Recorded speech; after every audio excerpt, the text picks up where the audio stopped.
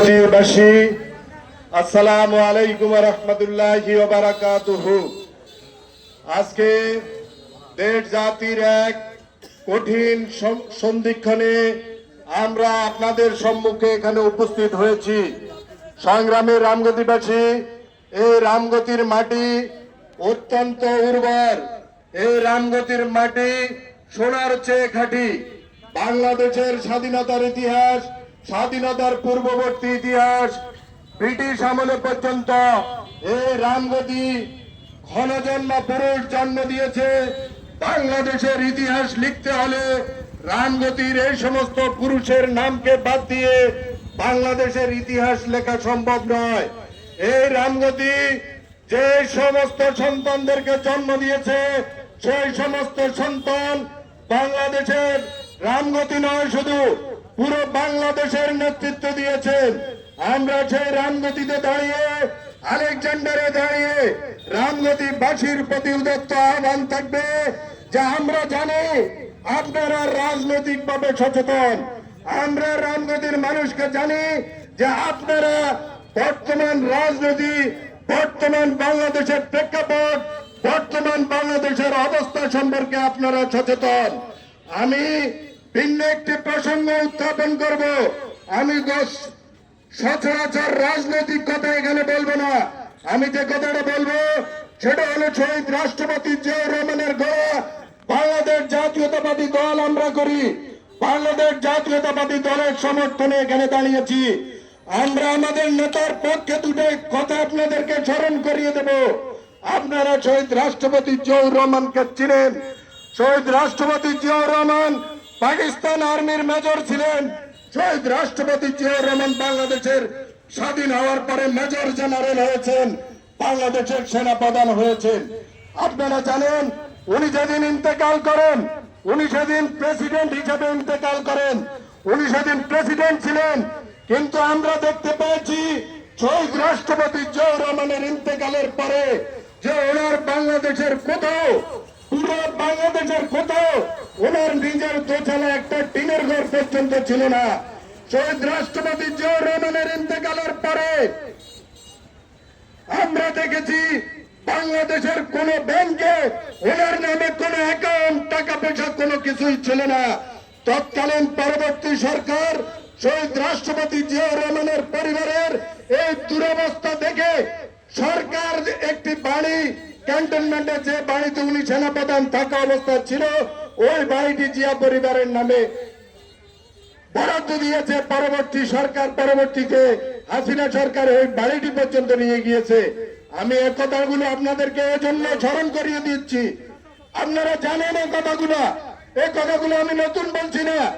রাষ্ট্রপতি জিয়াউর রহমানের ইন্তেকালের পর নাবালক শিশু তারেক রহমানকে জিজ্ঞাসা করলো সাংবাদিকরা যে আপনার বাবা, শুনেছি আপনাদেরকে ওনার পুরাতন জামা কেটে, টেইলারের মাধ্যমে কেটে আপনাদেরকে পরাতো।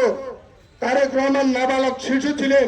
উনি বললেন যে আমার গায়ের এই জামাটা আমার বাবা টেইলারের কাছে নিয়ে ছোট করে দিয়ে আমাকে দিয়েছেন।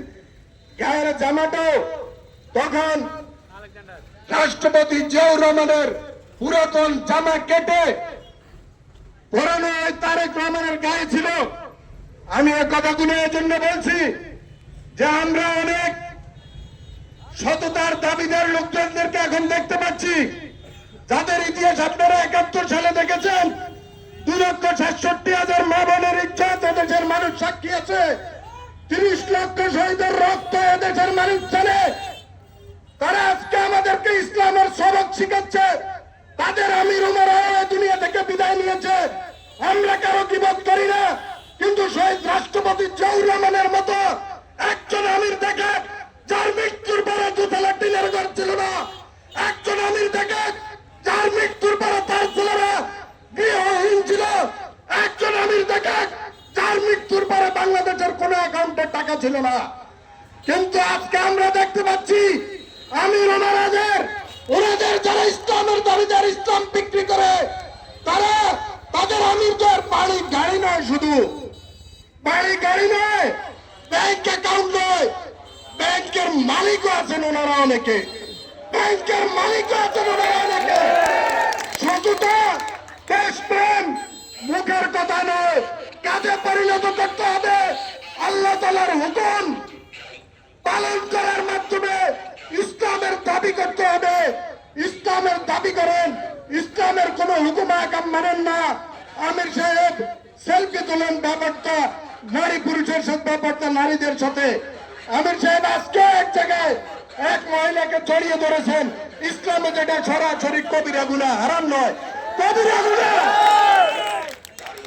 ব্যাপারটা মহিলার সাথে ছবি তোলার ইসলামের কবিরা গুনাহ, অথচ ইসলামের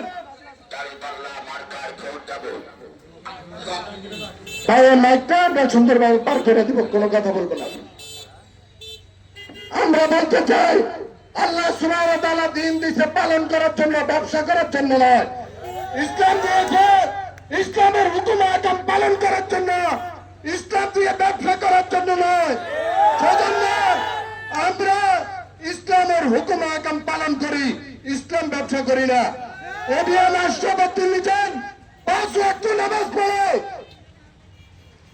এবিএম আশরাফুদ্দিন নিজাম পরিপূর্ণ ইমানদার।